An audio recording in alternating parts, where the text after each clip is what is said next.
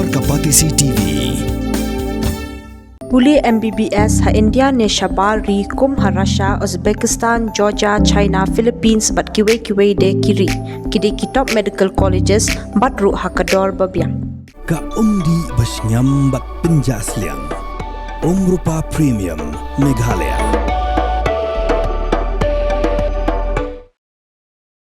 Ubriu benakasan distrik jongka Uttar Pradesh. Ula penyap ialah kalok kabdang armet. Badi kelung hakpo jongka edang san banai. Bad kadaw kudai tang namar kajing ketang melu kajenta.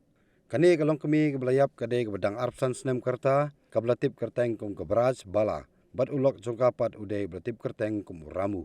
Haka sengi balang jong ketayo. Keberaj bala kelapan krek bam yau ramu. Makin ya bam halor tenum jongka ying. Nrai tang nakadaw kajing ketang melu kajenta. Ramu la syok la dat eka.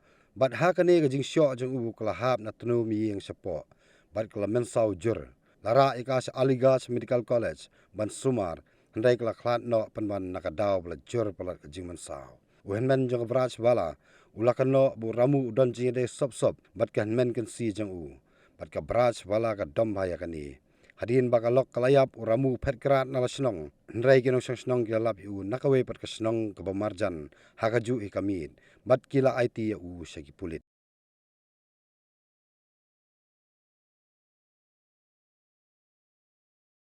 में नमक कम होने को लेकर एक महिला गिरफ्तार की गई है, क्या है पूरा मामला? देखिए, कल थाना ढोलना क्षेत्र के गांव नगला ढक में एक रामशरण है। कल दिन में उनकी पत्नी ने उनको खाना दिया था, वो सीढ़ियों से ऊपर छत पे ऊपर ले जाकर दिया था। वहां पे संभवतः वो खाने में नमक ज्यादा हो गया। इस बात से नाराज होकर उन्होंने अपनी पत्नी को थप्पड़ मार दिया, जिससे वो डिसबैलेंस होकर सीढ़ियों पे गिर पड़ी और सीढ़ियों से लुढ़क करके नीचे आ गए।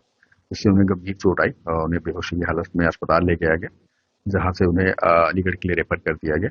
देर रात में ये सूचना आई है कि उनकी मृत्यु हो गई है। अब उनके परिजनों के जो भी तहरीर आती है उस तहरीर पर अग्रिम कार्रवाई।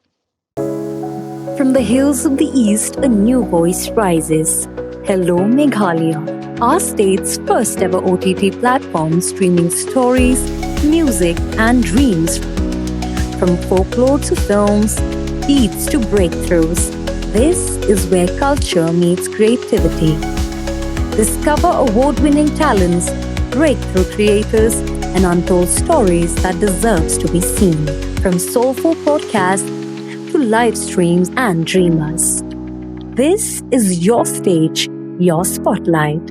Hello Meghalaya. Your story starts here.